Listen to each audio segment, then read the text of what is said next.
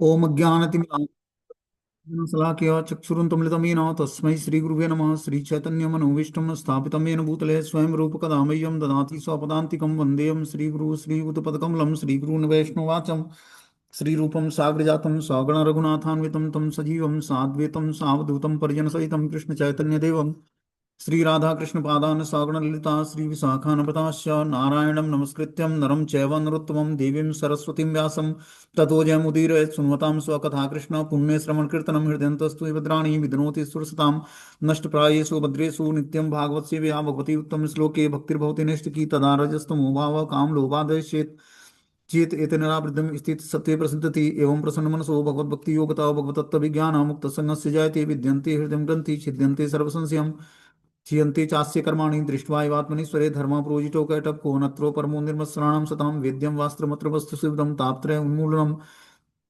श्रीमद्भागवतं प्रमाण अम्लं प्रेमोपमार्थो महान श्री चैतन्य महाप्रभु मतमिदं तत्रादरुणापरः हे कृष्ण करुणा सिंधु दीनबंधु जगत्पतये गोपेश गोपिका कांत राधा कांत नमस्तुते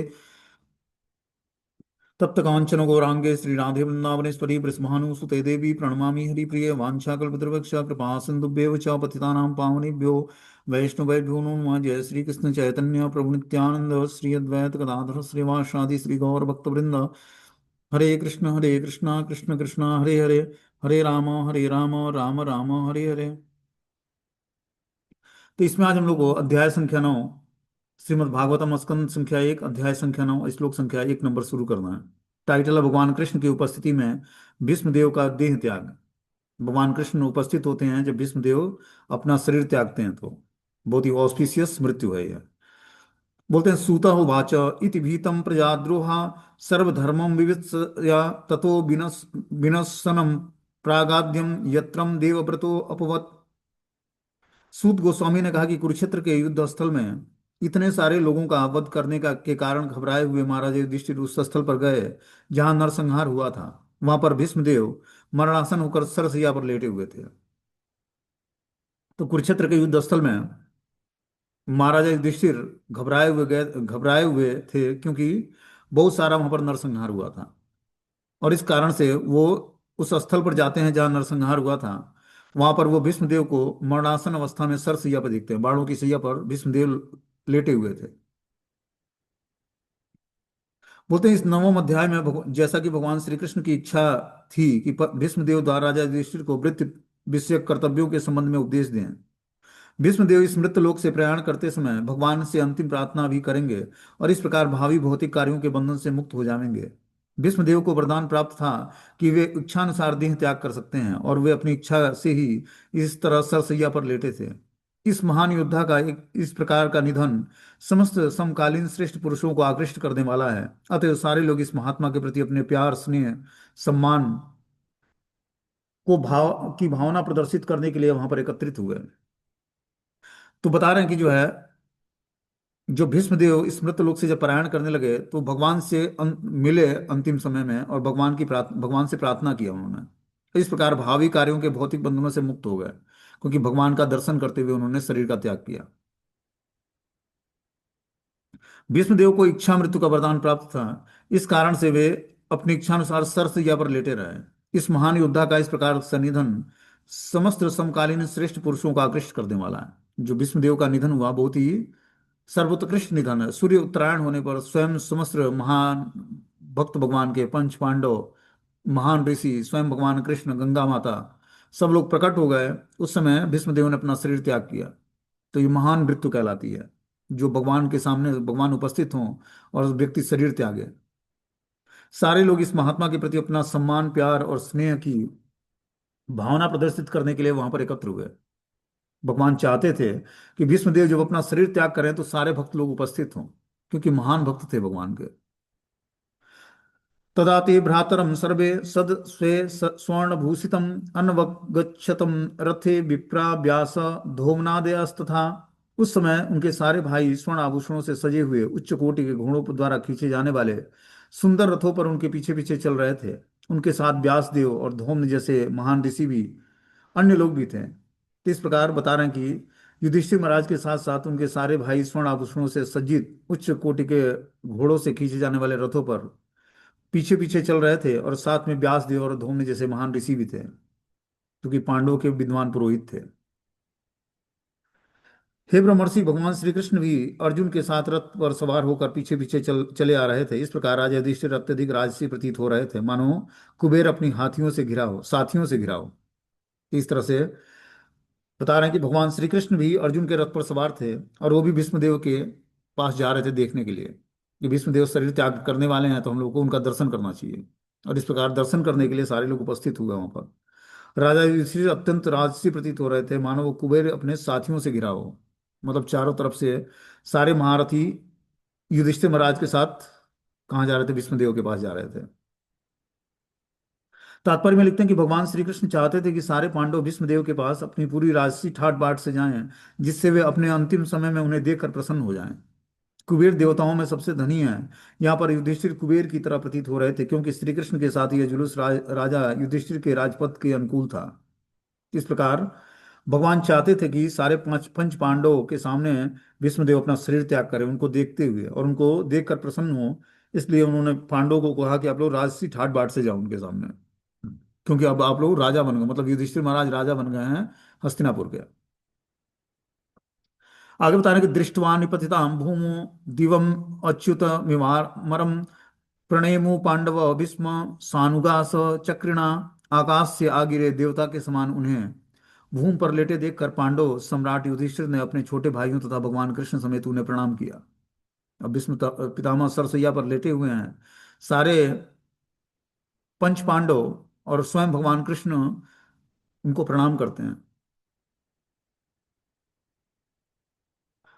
बोलते हैं तत्र ब्रह्मर्षय सर्वे देवर्ष सत्तमः राजर्षय तत्रासन्य दृष्ट्वा भरत पुंगवम। राजा भरत के वंशजों में प्रधान को देखने के लिए ब्रह्मांड के सारे सतोगुणी महापुरुष यथा देवर्षि ब्रह्म ऋषि और राजऋषि वहां पर एकत्रित हो गए। तो ये पांडव और भगवान ही नहीं, पूरे ब्रह्मांड के जितने भी सतोगुणी महापुरुष थे, मतलब देवर्षि ब्रह्म ऋषि और राजऋषि, सारे लोग एकत्रित हो गए कि ऐसी, मतलब ऐसा ऑस्पिशियस मृत्यु किसकी हो सकती है कि जहां स्वयं भगवान कृष्ण उपस्थित हो। वहां पर सारे देवी देवता और समस्त देव ऋषि ब्रह्म ऋषि और राज ऋषि भी उपस्थित हो गए, जो कि भगवान के महान भक्त थे। वो तो ऋषि वे कहलाते हैं जिन्हें आध्यात्मिक उपलब्धि द्वारा पूर्णता प्राप्त हो गया हो। ऐसी आध्यात्मिक उपलब्धि कोई भी अर्जित कर सकता है, चाहे वो राजा हो या साधु। भीष्मदेव स्वयं ब्रह्मर्षि थे और राजा भरत के वंशजों में प्रमुख थे। सारे ऋषि सतोगुणी होते हैं। वे सभी महान योद्धा की आसन्न मृत्यु का समाचार सुनकर वहां पर एकत्रित हो गए। कौन कौन एकत्रित हो गया? पर्वतो नारदो धूम्नो भगवान बादरायणम बृहदसो भारद्वाजो सशिष्यो रेणुकासुतम वसिष्ठम इंद्र प्रमत्य स्त्रितो गृत समदो असितः कक्षिवान गौतमो अत्रिश्च कौशिको अत् सुदर्शनः। पर्वत मुनि नारद धौम्न, ईश्वर के अवतार व्यासदेव, बृहदस्य भरद्वाज परशुराम और उनके शिष्य वशिष्ठ, इंद्र प्रमद, त्रित, घृत समद, असित, कक्षिमान, गौतम, अत्रि, कौशिक तथा सुदर्शन जैसे सारे ऋषि वहां पर उपस्थित हो गए। तो इस प्रकार सारे जितने भी ब्रह्म ऋषि देव ऋषि और जो है राज ऋषि थे, सारे वहां पर एकत्रित हो जाते हैं और भीष्मदेव के सामने एकत्रित होकर भीष्मदेव का दर्शन करते हैं, उनसे आशीर्वाद की कामना करते हैं। क्योंकि वो इच्छा मृत्यु का वरदान था उनको कि जब वो चाहेंगे तभी वो शरीर त्याग करेंगे। बोलते हैं अन्य च मुनियो ब्रह्मन् ब्रह्म रातादयो अमला शिष्य रूपेता आजग्मु कस्य पांगी रसादयम। तथा सुखदेव गोस्वामी तथा अन्य पवित्र आत्माएं कश्यप अंगिरास इत्यादि अपने अपने शिष्यों के साथ वहां पर उपस्थित थे। आठों वसुओं में सर्वश्रेष्ठ भीष्मदेव ने वहां पर एकत्र हुए समस्त महान तथा शक्ति संपन्न ऋषियों का स्वागत किया, क्योंकि भीष्मदेव को देश तथा काल के अनुसार समस्त धार्मिक नियमों की भलीभांति जानकारी थी। इस तरह से भीष्मदेव कोई साधारण महान महाजन है, महाजनों में से एक हैं भीष्मदेव। उनको सारे जो है शक्ति संपन्न ऋषियों का उन्होंने स्वागत किया, और इस तरह से समस्त धार्मिक नियमों की भांति भली भांति जानकारी रखते हैं। इस कारण से उन्होंने देश तथा काल के अनुसार समस्त धार्मिक नियमों के अनुसार उनको जानकारी होने के कारण समस्त ऋषियों का उन्होंने स्वागत किया यथा योग्य। बोलते बोलते हैं तात्पर्य में कि पटु धर्मज्ञ भली भांति जानते हैं कि किस प्रकार देश काल के अनुसार धार्मिक सिद्धांतों को समंजित करना चाहिए। सारे महान आचार्य तथा धर्मोपदेशक तथा विश्व के सुधारकों ने देश काल के अनुसार धार्मिक नियमों को समंजित करने ही करके ही अपने उद्देश्य को पूरा किया है। तो इस प्रकार भीष्मदेव ने क्या किया, समस्त जितने भी ऋषि महात्मा आए सबका स्वागत किया उन्होंने। कृष्णं च तत्प्रभावज्ञम् आसीनं जगदीश्वरः हृदयस्थं पूजयामासं मायो योपात विग्रहम्।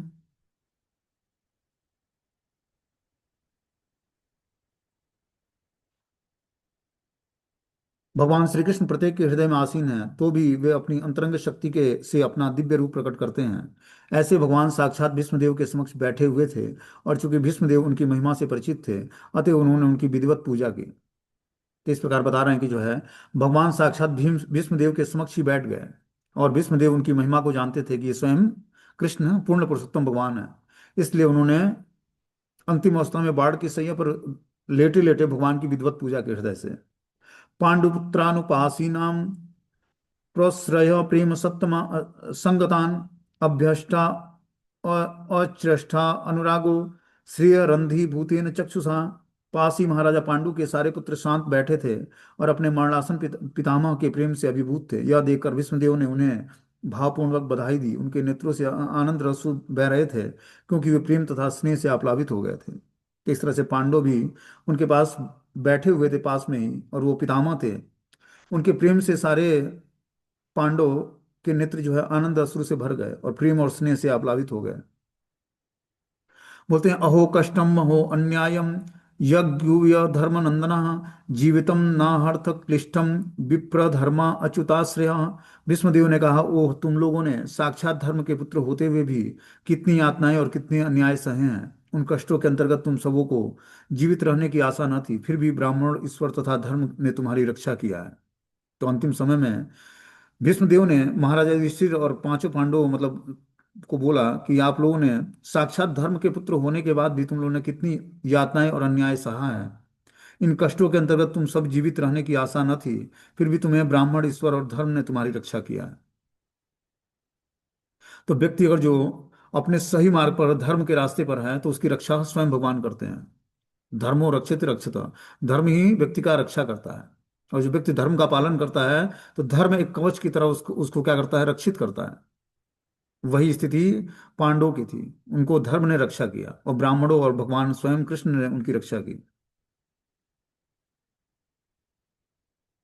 बोलते हैं, महाराज युधिष्ठिर कुरुक्षेत्र युद्ध में महान नरसंहार से अत्यंत विचलित थे। भीष्मदेव यह समझ गए, इसलिए उन्होंने सर्वप्रथम महाराज युधिष्ठिर को घोर विपत्ति का उल्लेख किया। वे अन्याय के कारण ही इस कठिनाई में पड़े थे, और कुरुक्षेत्र का युद्ध इसी अन्याय के विरोध में लड़ा गया था। इसलिए उन्हें इस घोर नरसंहार के लिए शोक नहीं करना चाहिए था।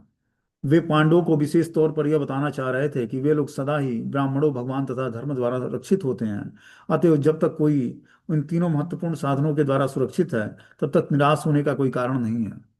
और जो व्यक्ति ब्राह्मणों के द्वारा, स्वयं भगवान के द्वारा और धर्म के द्वारा रक्षित है, तो उसका कोई भी बाल बाका नहीं कर सकता। इसलिए पूर्ण निश्चिंत होना चाहिए, अगर जो हम ब्राह्मण, भगवान और धर्म के द्वारा का आश्रय ले रखे हैं तो। बोलते हैं, प्रमाणिक ब्राह्मणों तथा वैष्णव द्वारा निर्देशित होते हैं जो व्यक्ति, और धार्मिक सिद्धांतों का दृढ़ता से पालन करते हैं, तब उनको निराश होने का कोई कारण नहीं है, भले ही जीवन की परिस्थितियां कितनी विषम क्यों न हो। इस परंपरा में एक महान सत्ता होने के नाते भीष्मदेव पांडवों को यह बात समझाना चाहते थे। आगे बता रहे हैं कि जब तक मेरी पुत्र वधु कुंती का संबंध है, वो महान सेनापति पांडु की मृत्यु होने पर अब अनेक सारे बच्चों के साथ विधवा हो गई, और इसके कारण उसे घोर कष्ट सहने पड़े। और अब जब तुम लोग बड़े हो गए हो, तो भी वह तुम्हारे कर्मों के कारण काफी कष्ट उठा रही है। तो बता रहे हैं कि जब पांडु की मृत्यु हो जाती है, तो कुंती माता विधवा हो जाती है, और माद्री जो है वो पांडु महाराज के साथ अग्नि में प्रवेश कर जाती है। लेकिन कुंती माता पर ये पांचों बच्चों की पालने की जिम्मेदारी आ जाती है। उन्होंने महान कष्ट सहकर इन सारे बच्चों को पाला, और अब तुम लोग बड़े हो गए हो, तो तुम्हारे कर्मों के कारण उनको काफी काफी जो है कष्ट भोगना पड़ रहा है। बोलते हैं, मेरे विचार से ये सब प्रबल काल के कारण हुआ है, जिसके वशीभूत होकर हर कोई व्यक्ति प्रत्येक लोक में मारा मारा फिरता है, जिस प्रकार वायु द्वारा बादल इधर उधर ले जाया जाता है। बता रहे हैं, कर्मों के कारण ही व्यक्ति अलग अलग लोकों में मारा मारा फिरता है। जिस प्रकार वायु क्या करती है, बाहर बादलों को इधर उधर फैला देती है। उसी प्रकार व्यक्ति अपने कर्मों के कारण अलग अलग जगहों पर भटकता रहता है। यत्र धर्म सुतो राजन गदा पाणी विकोदरम कृष्णो अस्त्री गांडीव चापम सुहृत कृष्ण ततो विपदा। ओह, अपरिहार्य काल का प्रभाव कितना आश्चर्यजनक होता है। यह अपरिवर्तनीय है। अथवा अन्यथा धर्म के पुत्र युधिष्ठिर, गदाधारी भीम तथा गांडीव अस्त्र धारण करने वाले बलशाली महाराजा धनुर्धर, महान धनुर्धर अर्जुन एवं सबके ऊपर पांडवों के प्रत्यक्ष हितैषी कृष्ण के होते हुए भी यह विपत्ति क्यों आती। बता रहे हैं कि अपरिहार्य काल के प्रभाव कितना आश्चर्यजनक होता है कि काल के प्रभाव से व्यक्ति को के जीवन में बहुत सारे बदलाव आते हैं। यह अपरिवर्तनीय है। अन्यथा धर्मराज के पुत्र युधिष्ठिर, गदाधारी भीम और गांडीव अस्त्र धारण करने वाले स्वयं अर्जुन, सबके ऊपर पांडवों के प्रत्यक्ष हितैषी कृष्ण के होते हुए भी इनको विपत्ति झेलनी पड़ी। इस कारण से ये काल के प्रभाव के कारण ऐसा हुआ। हे राजन, भगवान की योजना को कोई नहीं जान सकता है। यद्यपि बड़े बड़े चिंतक उनके विषय में जिज्ञासा करते हैं, लेकिन वे भी मोहित हो जाते हैं कि भगवान की जो प्लानिंग होती है, जो योजना होती है, उसको साधारण व्यक्ति नहीं जान जान सकता है। बता रहे कि बड़े बड़े चिंतक उनके विषय में जिज्ञासा करने के लिए करते हैं, लेकिन वे मोहित हो जाते हैं, भगवान की प्लानिंग को समझ नहीं पाते हैं। बता रहे हैं कि परम विशेषज्ञ भीष्म के द्वारा विगत पापों तथा उससे होने वाले फलों के द्वारा महाराज युधिष्ठिर के मोह का पूरी तरह से निषेध हो गया है। भीष्म महाराज युधिष्ठिर को जो देकर बताना चाह रहे थे, अनादिकाल से शिव तथा ब्रह्मा जैसे देवताओं समेत कोई भी भगवान की वास्तविक योजना को नहीं समझ पाता है। तो भला हम उसके विषय में कैसे जान सकते हैं। इसके विषय में जिज्ञासा करना है, समय का को व्यर्थ करना है। तो बता रहे हैं कि जो भगवान की प्लानिंग होती है, बड़े बड़े ऋषि महात्मा भी जान नहीं पाते हैं। तो देवताओं सहित भगवान की वास्तविक योजना को कोई नहीं जान सकता है। बस भगवान ही अपनी प्लानिंग जानते हैं कि किस तरह से जीवात्मा को किस परिस्थिति में कब रखना है। भीष्मदेव धर्म की विजय देखकर निश्चय ही संतुष्ट थे और राजा युधिष्ठिर को सिंहासनारूढ़ देखकर प्रसन्न थे। यद्यपि वे स्वयं उनके विरुद्ध लड़े थे, भीष्म जैसे महान योद्धा भी कुरुक्षेत्र के युद्ध को नहीं जीत सके, क्योंकि भगवान यह दिखाना चाह रहे थे कि पाप कभी पुण्य को नहीं जीत पा सकता है, चाहे कोई कुछ भी करना चाहे। भीष्मदेव भगवान के महान भक्त थे, लेकिन उन्हें भगवान की इच्छा अनुसार पांडवों के विरुद्ध युद्ध करना पड़ा, क्योंकि भगवान यह दिखाना चाह रहे थे कि गलत पक्ष की ओर से लड़ने पर भीष्म जैसे योद्धा भी जीत नहीं सकते हैं। तो भीष्मदेव जानते थे कि मैं विपरीत पक्ष में, दुर्योधन के पक्ष में हूं और अधर्म का साथ दे रहा हूं, लेकिन वो मजबूर थे क्योंकि उनसे आर्थिक सहायता लिया करते थे, इससे दुर्योधन से। इस कारण से वो लड़ने के लिए मजबूर थे अधर्म पक्ष में। बता रहे हैं भीष्म जैसे महान योद्धा कुरुक्षेत्र के युद्ध स्थल को नहीं जीत सके, क्योंकि वो भगवान ये दिखाना चाहते थे कि पाप कभी पुण्य से को नहीं जीत सकता है। कि अगर जो व्यक्ति अधार्मिक व्यक्ति का साथ देता है, भले वो भक्त हो भगवान का, लेकिन वो जीत नहीं पाएगा धर्म से। कोई व्यक्ति धार्मिक है, धर्म का पालन करता है, और एक व्यक्ति भक्त भी है और लेकिन अधर्म का साथ देता है, तो कभी नहीं जीत पाएगा धार्मिक व्यक्ति से। इस तरह से भगवान ने भीष्मदेव के द्वारा एक एग्जाम्पल सेट किया कि अगर जो कोई व्यक्ति अधर्म का साथ देता है और भगवान का भक्त भी है, तभी भी वो युद्ध नहीं जीत पाएगा। भगवान यह दिखाना चाह रहे थे कि गलत पक्ष की ओर लड़ने से भीष्म जैसा योद्धा भी जीत नहीं सकता है। तस्मादिदं देवत्रम वेवस्य भरतर्षभ तस्यानुविहितो अनाथ नाथम पाहि प्रजाप्रभो। अतः हे भरतवंशों में श्रेष्ठ युधिष्ठिर, मैं मानता हूं कि यह सब भगवान की योजना के अंतर्गत है।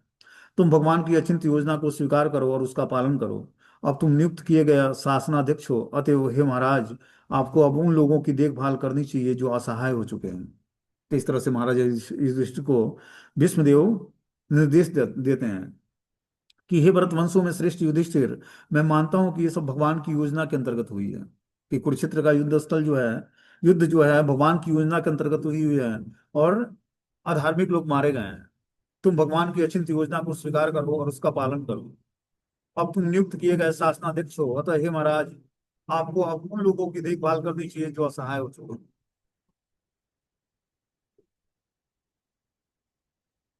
बता रहे हैं, कहावत है कि गृह स्वामिनी अपनी पुत्री को शिक्षा देते हुए पुत्र वधु को सिखाती है। इसी प्रकार भगवान भी अपने भक्त को शिक्षा देकर संसार को शिक्षा देते हैं। जैसे गृह स्वामिनी होती है, तो अपनी पुत्री को वो बोलती है और पुत्र वधु को सिखाती है, पुत्री के ब्याह पर पुत्र वधु को सिखाना चाहती है। इसी प्रकार भगवान भी अपने भक्तों को शिक्षा देकर संसार को शिक्षा देना चाहते हैं। भक्त को भगवान से कुछ नया नहीं सीखना होता, क्योंकि भगवान निष्ठावान भक्त को उसके भीतर से शिक्षा देते हैं। अतः जब भी भक्त को शिक्षा देने का प्रदर्शन किया जाता है, जैसा कि भगवत गीता के उपदेश में हुआ, तो यह कम बुद्धिमान मनुष्य को शिक्षा देने के लिए होता है। अतएव भक्त का धर्म है कि वह भगवान द्वारा प्रदत्त विपत्तियों को आशीर्वाद मानकर सह ले। भीष्मदेव ने पांडवों को सलाह दी कि वे बिना हिचक के शासन भार स्वीकार कर लें। कुरुक्षेत्र के युद्ध के कारण बेचारी प्रजा असुरक्षित थी और वो महाराजा युधिष्ठिर द्वारा राज्य ग्रहण करने की प्रतीक्षा कर रही थी। भगवान का शुद्ध भक्त सारी विपत्तियों को भगवान का अनुग्रह मानकर सह लेता है। तो भक्ति करते हुए हमारे जीवन में जो भी कष्ट आते हैं उसको हमें भगवान का अनुग्रह मानकर उसको सहना चाहिए। भगवान उस भक्त के माध्यम से साधारण जनता को ये शिक्षा देना चाहते हैं कि किस तरह विपरीत परिस्थिति में आने पर हमारा भक्त हमारी शरण ग्रहण करके और उस विपरीत परिस्थिति से भी उबर कर और प्रसन्न मुद्रा में रहता है उस विपरीत परिस्थिति में भी। बोलते हैं एवं ये भगवान साक्षात दाध्यो नारायणम पुमान मोहया माया लोकम गूढ़म चरित विष्टुसु। ये श्री कृष्ण अकल्पनीय आदि भगवान ही हैं। ये प्रथम नारायण अर्थात परम भोक्ता हैं, लेकिन ये राजा विष्णु के वंशजों में हमारी ही तरह विचरण कर रहे हैं और हमें स्वसृजित शक्ति के द्वारा मोहग्रस्त कर रहे हैं। तो बताते हैं विष्णुदेव कि ये श्री कृष्ण अकल्पनीय आदि भगवान ही हैं। स्वयं भगवान ही श्री कृष्ण हैं। ये प्रथम नारायण अर्थात परम भोक्ता हैं, लेकिन ये राजा वृष्टि के वंशजों में हमारी ही तरह विचरण कर रहे हैं, हमें स्वसृजित शक्ति के द्वारा मोहग्रस्त कर रहे हैं। बता रहे हैं तात्पर्य में कि ज्ञान प्राप्त करने के लिए वैदिक पद्धति निगमन की विधि है। वैदिक ज्ञान पूर्ण रूप से अधिकारियों के गुरु शिष्य परंपरा द्वारा प्राप्त किया जाता है। ऐसे ज्ञान कभी मतांध नहीं होते, जैसा कि अल्पज्ञों की गलत सोच है। पिता की पहचान की पुष्टि करने के लिए अधिकारिणी माता होती है, ऐसे गुह्य ज्ञान की अधिकारिणी वही है। अतएव प्रमाणिक सत्ता का होना रूढ़िमूलक नहीं होता है। तो यहाँ बता रहे हैं कि जिस तरह पिता की प्रामाणिकता को जानने के लिए माता साक्षी होती है, वैसे ही गुह्य ज्ञान के अधिकारी वही होते हैं जो प्रामाणिक सत्ता का होना रूढ़मूलक नहीं होता। मतलब जो प्रामाणिक सत्ता से ही इस गुह्य ज्ञान को सीखते हैं वही गुह्य ज्ञान को सीखने के अधिकारी बनते हैं। अधिकारी जो कुछ बोलता है सामान्य जन उन पर विश्वास कर लेते हैं, लेकिन वैदिक सत्यों के विषय में उन्हें विश्वास न करने की शिक्षा दी जाती है। यदि वे उसे स्वीकार करते भी हैं तो उससे भिन्न प्रकार से व्याख्या करते हैं। लेकिन प्रत्येक व्यक्ति वैदिक ज्ञान की प्रत्यक्ष अनुभूति करना चाहता है, लेकिन मूर्खतावश वह इससे इनकार करता है। इसका अर्थ यह हुआ कि गुमराह व्यक्ति जिस एक प्रमाण पर विश्वास कर सकता है वह है विज्ञानी, किंतु वह वेदों के प्रमाण को अस्वीकार कर लेता है। तो जो भौतिकतावादी व्यक्ति होता है वो विज्ञान पर तो विश्वास करता है, वैज्ञानिकों पर विश्वास करता है, लेकिन वेदों के प्रमाण को वह अस्वीकार कर देता है। इसी का परिणाम यह होता है कि लोगों का पतन हो जाता है। ये शास्त्रों की बातों को नहीं मानकर और जो है विज्ञान की बातों को मानते हैं। वो तो भीष्मदेव उन 12 महाजनों में से एक हैं जो दिव्य ज्ञान के सिद्धांतों को जानते थे। श्री कृष्ण को आदि भगवान कहे जाने की उनके द्वारा की गई पुष्टि की निर्विशेषवादी शंकर के द्वारा भी परिपुष्ट हुई है। अन्य आचार्यों ने भी इस कथन की पुष्टि की है। अतः श्री कृष्ण को आदि भगवान के रूप में स्वीकार न करने की कोई संभावना नहीं होती है। भीष्मदेव कहते हैं कि वे प्रथम नारायण हैं। इसकी पुष्टि भागवतम में ब्रह्मा जी द्वारा भी की गई है कि कृष्ण प्रथम नारायण है। आध्यात्मिक जगत में असंख्य नारायण हैं और वे सभी एक ही भगवान हैं। ये आदि भगवान श्री कृष्ण के पूर्ण विस्तार माने जाते हैं। भगवान श्री कृष्ण का प्रथम विस्तार बलदेव के रूप में, बलदेव अनेक अन्य रूपों में यथा संकर्षण, प्रद्युम्न, अनिरुद्ध, वासुदेव, नारायण, पुरुष अवतार, राम और नरसिंह के रूप में विस्तार करते हैं। ये सारे विस्तार एक ही विष्णु तत्व हैं। श्री कृष्ण इन संपूर्ण समस्त पूर्ण अंशों के आदि स्रोत हैं, अतः वे प्रत्यक्ष भगवान है। तो इस प्रकार इस तात्पर्य में बता रहे हैं कि जो है प्रथम भगवान कृष्ण ही अपना विस्तार बलराम के रूप में करते हैं। बलराम जी संकर्षण, प्रद्युम्न, अनिरुद्ध, वासुदेव, नारायण, पुरुष, राम और नरसिंह के रूप में अपना विस्तार करते हैं। तो ये सारे विष्णु तत्व ही स्वयं भगवान श्री कृष्ण से ही प्रकटित होते हैं। भगवान अवतारी हैं और सारे अवतार जो हैं उन्हीं से प्रकट होते हैं, अवतारी से, श्री कृष्ण से ही। बोलते हैं अस्यानुभाव भगवान वेद गुहत्तमम शिवम देवर्षि नारद साक्षात भगवानो कपिलो नृप। हे राजन परीक्षित, शिव जी, देवर्षि नारद और भगवान के अवतार कपिल ये सभी प्रत्यक्ष संपर्क द्वारा भगवान की महिमा के विषय में अत्यंत गोपनीय जानकारी रखते थे। तो जो भगवान के महान भक्त हैं भगवान शिव, देवर्षि नारद मुनि, भगवान के अवतार जो कपिल हैं, ये सब भगवान के महिमा के विषय में अत्यंत गोपनीय जानकारी रखते हैं, क्योंकि ये भगवान के महान भक्त हैं। इस कारण से समस्त भगवान की गोपनीय जानकारी इनके पास होती है। बोलते हैं भगवान के सारे शुद्ध भक्त भाव हैं, अर्थात ऐसे व्यक्ति हैं जो दिव्य प्रेममयी सेवा के द्वारा भगवान की महिमा को जानते हैं। जिस प्रकार भगवान के पूर्ण रूप के असंख्य विस्तार होते हैं, उसी प्रकार भगवान के भी असंख्य शुद्ध भक्त भी हैं, जो विभिन्न रसों में सेवा का आदान प्रदान करने में लगे रहते हैं। सामान्य रूप से भगवान के 12 महान भक्त महाजन कहलाते हैं, जिसमें से ब्रह्मा, नारद, शिव, कुमारगण, कपिल मुनि, मनु, प्रहलाद, भीष्म, जनक, सुखदेव गोस्वामी, बलि महाराज और यमराज हैं। तो ये 12 महाजन हैं। तो हम साधना भक्ति के स्टेज पर हमने बताया था, जब हम 12 महाजनों के पथ पर चलने का प्रयास करते हैं, तब हम धीरे धीरे साधना भक्ति में दृढ़ होते हैं।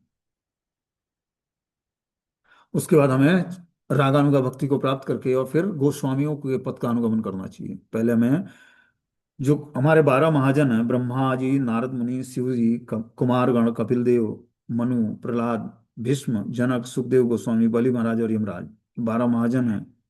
इनमें किसी भी एक या दो महाजन या सारे महाजनों के पथ का अनुसरण अगर हम करते हैं, जिस रास्ते पर वो चलकर भगवत प्राप्ति किए हैं, उस रास्ते पर चलकर हम भी धीरे धीरे साधना भक्ति में सिद्धि प्राप्त कर पाएंगे और रागानुगा भक्ति को प्राप्त कर पाएंगे। और रागानुगा भक्ति के स्टेज पर जाने पर हमें गोस्वामियों के मार्ग का अनुगमन करना चाहिए, जो अपने सनातन गोस्वामी, रूप गोस्वामी, इस तरह से जो 6 गोस्वामी हैं, उनके मार्ग का अनुगमन करना चाहिए। लेकिन उससे पहले साधना को सिद्धि की अवस्था में पहुंचाने के लिए हमें महाजनों के रास्ते पर चलना चाहिए। बोलते हैं, य मन्यसे मातुलेयम प्रियम मित्रम सुहृतोत्तमम अकरो सचिवम दूतम सुहृदत सारथिम। हे राजन, तुमने अज्ञानवश ही जिस व्यक्ति को अपना ममेरा भाई, अपना अत्यंत प्रिय मित्र, शुभेच्छु, मंत्री, दूत, उपकारी इत्यादि माना है, वे स्वयं भगवान श्री कृष्ण ही हैं। श्री कृष्ण यद्यपि पांडवों के ममेरे भाई, मित्र, हितैषी, मंत्री, दूत, उपकारी आदि बने हुए थे, तो भी थे वे पूर्ण पुरुषोत्तम भगवान। अपनी आहितकी की कृपावश तथा अपने अनन्य भक्तों पर कृपा जताने के लिए वे सभी प्रकार की सेवा करते हैं। लेकिन इसका अर्थ यह नहीं लगाना चाहिए कि उन्होंने परम पुरुष के रूप में अपना पद बदल दिया है। उन्हें सामान्य पुरुष के विषय के रूप में सोचना सबसे बड़ी मूर्खता है। जिस प्रकार बता रहे हैं कि जो है, भगवान पांडवों के बीच में किसी के ममेरे भाई, मित्र, हितैषी, मंत्री, दूत, उपकारी आदि बने हुए थे। ये सब पूर्ण पुरुषोत्तम भगवान की आहेतकी की कृपा बस और अपने अनन्य भक्तों के पर कृपा जताने के लिए ये सभी प्रकार की भगवान सेवाएं करते हैं। लेकिन इसका अर्थ यह नहीं है कि वे परम पुरुष के रूप में अपना पद बदल देते हैं। परम पुरुष की स्थिति बनाए रखते हुए वो अपने अनन्य भक्तों पर कृपा करने के लिए सेवा करते हैं। तो भगवान भी अपने भक्तों की, जो शुद्ध भक्त हो जाते हैं, उनकी सेवा करना चाहते हैं, क्योंकि उनको आनंद आता है। वास्तविकता यही है कि सेवा में ही आनंद है। कोई स्वामी के पोस्ट को संभालता है, उसको आनंद नहीं आता है। वो तो रिस्पॉन्सिबिलिटियों को ढोते ढोते बेचारा धराधाम छोड़ जाता है। लेकिन जो सेवा के मूड में होता है, वो सेवा करके ही आनंद प्राप्त कर सकता है। कृष्ण भी राधा रानी की सेवा करके आनंद लेते हैं, और राधा रानी भी कृष्ण की सेवा करके आनंद लेती है। तो आनंद तो सेवा में है, न कि स्वामी बनने में। और सेवक बनकर ही हम अच्छे स्वामी भी बन पाएंगे। जो अच्छा सेवक नहीं है, वो अच्छा स्वामी भी नहीं बन पाएगा। जो अच्छा शिष्य नहीं है, वो अच्छा गुरु भी नहीं बन पाएगा। बोलते हैं, सर्वात्मनम समदृश्यो हादय अस्यान अहंकृते तत्कृतम मति वैषम्यम निर्वध्यस्य न कंचितः। पूर्ण पुरुषोत्तम भगवान होने के कारण वे प्रत्येक के हृदय में विद्यमान हैं। वे सबों पर समान रूप से दयालु हैं और भेदाभेद के मिथ्या अहंकार से सर्वथा मुक्त हैं। अतएव वे जो कुछ करते हैं वह भौतिक उन्माद से मुक्त होता है, वे समदर्शी हैं। यह बता रहे हैं कि पूर्ण पुरुषोत्तम भगवान होने के कारण वे प्रत्येक के हृदय में स्थित रहते हैं, विद्यमान रहते हैं परमात्मा रूप में, और सब पर समान रूप से दयालु होते हैं। भगवान पक्षपात नहीं करते हैं दयालुता में। दयालु मतलब उनका एक नेचर है, कृपा करने का, दयालु नेचर है, स्वभाव है उनका। तो वो ऐसा नहीं कि कैटेगराइज करते हैं कि हमारा भक्त है उस पर हम कृपा करेंगे, जो भक्त नहीं है उस पर कृपा नहीं होगी, ऐसा नहीं है। कृपा वो समान दृष्टि करते हैं, हमारे अंदर पात्रता नहीं है उस कृपा को संभाल लेगी। भगवान डिफ्रेशिएट नहीं करते हैं कृपा वितरित करते हुए। हमारे अंदर योग्यता है कि उस कृपा को हम धारण कर पाते हैं या नहीं कर पाते हैं। और जो योग्यता है तो हम धारण करके भगवान की भक्ति को प्राप्त कर लेते हैं, और योग्यता नहीं है तो कृपा चली जाती है। अब कुरुक्षेत्र युद्ध स्थल में भगवान ने सबके सामने गीता का ज्ञान दिया, लेकिन सबने स्वीकार नहीं किया क्योंकि उनके अंदर भक्ति नहीं थी। तो भगवान की कृपा को धारण करने के लिए भक्ति जैसी पात्रता होनी चाहिए, तभी हम भगवान की कृपा को समझ पाएंगे और अपने जीवन में धारण कर पाएंगे।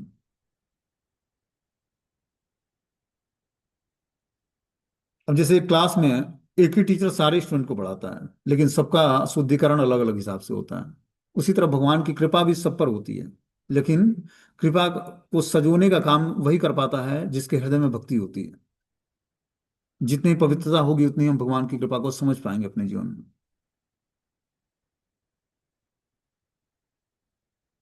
बोलते हैं चूंकि वह परम पूर्ण है, अतएव उनमें कुछ भी भिन्न नहीं है। वे कैवल्य हैं, इसके अतिरिक्त और कुछ नहीं है। प्रत्येक वस्तु और हर कोई व्यक्ति उनकी शक्तियों की अभिव्यक्ति है, और इस प्रकार अपनी शक्ति के द्वारा वो सर्वत्र उपस्थित रहते हैं, क्योंकि वे उससे अभिन्न है। सूर्य की पहचान सूर्य की किरणों से के प्रत्येक इंच से तथा किरणों के प्रत्येक सूक्ष्म कणों से की जाती है। इसी प्रकार भगवान अपने विभिन्न शक्तियों के द्वारा सर्वत्र फैले हुए हैं। वे परमात्मा हैं और परम निर्देशक के रूप में समूह में उपस्थित हैं। अतः वे पहले से ही समस्त जीवों के सारथी और उपदेशक हैं। अतएव जब वे अर्जुन के सारथी के रूप में स्वयं प्रकट होते हैं, तो उनके उच्चस्थ स्थिति में कोई अंतर नहीं आता है। तो भगवान सारथी बन जाते हैं अर्जुन के। लेकिन भगवान की जो भगवत्ता है उसमें कमी नहीं होती है। वो सारथी बनकर अर्जुन की सेवा तो करते हैं, लेकिन उनकी भगवत्ता में कोई कमी नहीं है। बोलते हैं ये तो भक्तिमय सेवा की शक्ति है जो उन्हें सारथी या दूत के रूप में प्रदर्शित करती है। क्योंकि जीव की भौतिक अवधारणा से उनका कोई सरोकार नहीं रहता, क्योंकि वे परम आध्यात्मिक सत्ता हैं। अतः उनके लिए कोई कर्म न तो उत्कृष्ट है न निकृष्ट है। पूर्ण पुरुषोत्तम भगवान होने के कारण उन्हें मिथ्या अहंकार नहीं होता। अतः वे अपने को किसी वस्तु से भिन्न नहीं मानते। उनमें अहंकार का भाव संतुलित रहता है, अतः वे अपने शुद्ध भक्तों के सारथी बनकर अपने को निकृष्ट नहीं मानते। यह तो शुद्ध भक्त की महिमा ही है कि वो अपने प्रिय भगवान के साथ सेवा करा लेता है। तो बता रहे कि शुद्ध भक्त की महिमा ही है कि वो अपने प्रिय भगवान से कुछ सेवा पा लेता है, सेवा करा लेता है।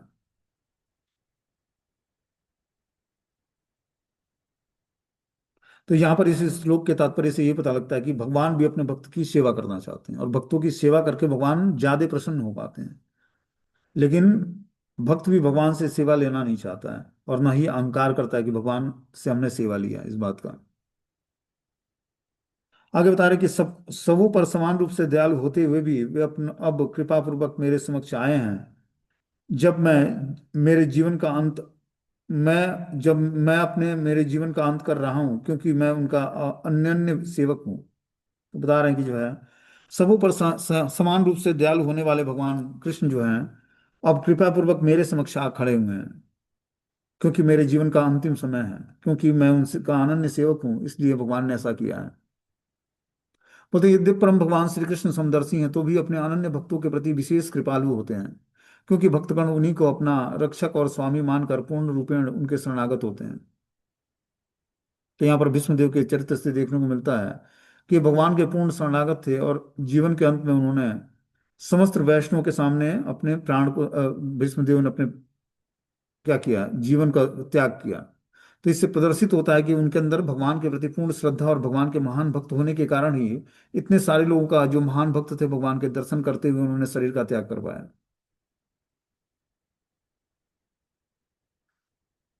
बोलते हैं परमेश्वर को अपना रक्षक मित्र स्वामी मानकर उनमें अनन्य श्रद्धा रखना शाश्वत जीवन का सहज अवस्था है। सर्वशक्तिमान की इच्छा से ही जीव इस तरह बनाया गया है कि जब वह पूर्ण रूपेण आश्रित रहता है, तब वो सर्वाधिक सुखी होता है। तो जितना ही हम भगवान के शरणागत होंगे, उतना ही हम सुख का अनुभव करेंगे।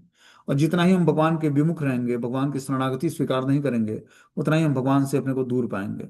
बोलते हैं भीष्मदेव की मृत्यु सैया के निकट भगवान कृष्ण इसलिए प्रकट हुए क्योंकि भीष्म उनके अनन्य भक्त थे। अर्जुन का कृष्ण से कुछ शारीरिक संबंध था, क्योंकि भगवान उनके ममेरे भाई लगते थे। किंतु भीष्म से उनका कोई संबंध न था। अतएव आकर्षण का कारण आत्मा के से घनिष्ठ संबंध था। इस कारण से भगवान उनके मृत्यु के समय वहां पर उपस्थित हुए। इसलिए भगवान को जब महाराज आनंद और यशोदा का पुत्र कहा जाता है, या राधा रानी का प्रेमी कहा जाता है, तो वे अत्यधिक प्रसन्न होते हैं। भगवान के साथ इस प्रकार का शारीरिक संबंध होना भी भगवान की प्रेममयी सेवा के आदान प्रदान का एक और विशेष लक्षण है। कि भगवान से किसी का प्रेममयी संबंध हो जाए, इस तरह से शारीरिक संबंध हो जाए भगवान का, जैसे पांडवों के साथ था। ये किस कारण से था? क्योंकि वो भगवान की प्रेममयी सेवा के आदान प्रदान के लक्षण प्रकट करते थे सारे पांडव भगवान से। इस कारण से भगवान अपने साथ रखा उन्होंने। भीष्मदेव इस दिव्य भाव की मधुरता से अवगत हैं, इसलिए वे भगवान को विजय सखे या पार्थ सखे आदि कहकर संबोधित करते हैं। तो इस प्रकार भीष्मदेव इस दिव्य भाव की मधुरता से अवगत थे, इसलिए उन्होंने क्या किया, भगवान को विजय सखे या पार्थ सखे का अगर संबोधित किया, मतलब जो पार्थ के सारथी हैं। पार्थ मतलब अर्जुन। मनुष्य को चाहिए कि उनसे सीधे संपर्क स्थापित न करे, अपितु किसी माध्यम के द्वारा उन तक पहुंचे जो पारदर्शी अथवा सही पथ पर ले जाने वाले में समर्थ हो। तो भगवान के पास हमें सीधा, हम भगवान को अप्रोच नहीं कर सकते, हमें क्या करना चाहिए, किसी माध्यम के द्वारा हम उन तक पहुंच सकते हैं जो पारदर्शी और सही पथ पर ले जाने वाले में समर्थ हो। ऐसे व्यक्ति का जब हम शरण ग्रहण करेंगे तभी हम भगवान के नजदीक जा पाएंगे।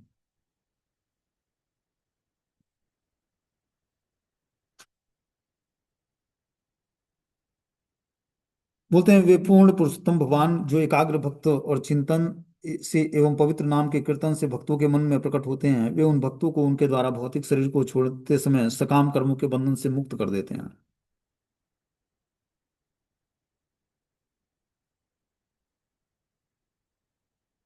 तो बता रहा कि जो पूर्ण पुरुषोत्तम भगवान है जो एकाग्र भक्ति और चिंतन से एवं पवित्र नाम के कीर्तन से भक्तों के मन में प्रकट होते हैं। भगवान किस तरह प्रकट होते हैं भक्तों के मन में? एकाग्र भक्ति और चिंतन से और पवित्र नाम के कीर्तन से ही भगवान भक्तों के हृदय में प्रकट हो जाते हैं। वे उन भक्तों को उनके द्वारा भौतिक शरीर को छोड़ते समय सकाम कर्मों के बंधन से भी मुक्त कर देते हैं। तो जो कोई व्यक्ति शरीर त्याग देता है, भौतिक शरीर छोड़ देता है, तब भी वो सकाम कर्मों के बंधन से भगवान क्या करते हैं, उसको मुक्त कर देते हैं।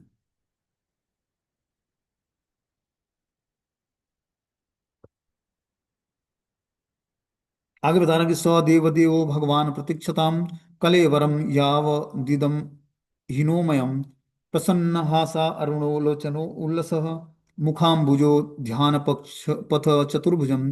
चतुर्भुज रूप उगते हुए सूर्य की भांति अरुण नेत्रों तथा सुंदर रीति से सजाए मुस्कुराते कमल मुख वाले मैं भगवान, आप उस क्षण तक यहीं रह मेरी प्रतीक्षा करें जब तक मैं अपना शरीर, भौतिक शरीर छोड़ न दूं। इस तरह से भीष्मदेव प्रार्थना शुरू करते हैं कि हे प्रभु, हे चतुर्भुज भगवान, अरुण नेत्रों वाले, सुंदर रीति से सजाए गए मुस्कुराते कमल मुख वाले भगवान, आप उस क्षण तक यहीं प्रतीक्षा करें जब तक मैं अपना ये भौतिक शरीर नहीं छोड़ देता हूँ। इस तरह से उन्होंने भगवान से स्तुति की। भीष्मदेव अच्छी तरह जानते थे कि भगवान कृष्ण आदि नारायण हैं, उनके आराध्य चतुर्भुज नारायण थे, लेकिन वे यह जानते थे कि ये चतुर्भुज नारायण स्वयं भगवान कृष्ण के पूर्ण अंश हैं। परोक्ष रूप से उन्होंने इच्छा व्यक्त की कि भगवान श्री कृष्ण अपने चतुर्भुज नारायण रूप में प्रकट हों। वैष्णव सदा ही अपने आचरण से विनीत होता है। यद्यपि यह शत प्रतिशत निश्चित है, इस शरीर को त्याग कर विष्णुदेव वैकुंठ लोग जा रहे थे, जो तो भी विनीत वैष्णव के रूप में उन्होंने भगवान की सुंदर मुखारकृति का को देखना ही चाहा, क्योंकि उन्होंने सोचा कि कहीं इस शरीर को छोड़ने के बाद वे भगवान का दर्शन न भी कर पाए तो वैष्णव को कभी गर्व नहीं होता यदि भगवान और भक्तों के को अपने धाम के में प्रवेश करने की गारंटी देते हैं। इस तरह से भीष्मदेव ने बता रहा कि विनीत वैष्णव के रूप में भगवान की सुंदर मुखारविंद को देखने की इच्छा व्यक्त की, और इस प्रकार शरीर छोड़ने के बाद भगवान का दर्शन न भी कर पाए तो कोई उसमें हानि नहीं थी। इसलिए भगवान का दर्शन करते हुए विष्णुदेव ने अपने शरीर का त्याग करना उचित समझा। अब आगे जो है, इस घटनाओं के बाद सूता उवाचा, सूत गोस्वामी अब क्या कहते हैं इसके बारे में हम लोग कल सुनेंगे। हरे कृष्णा। तो मीटिंग क्लोज हो जाएगा।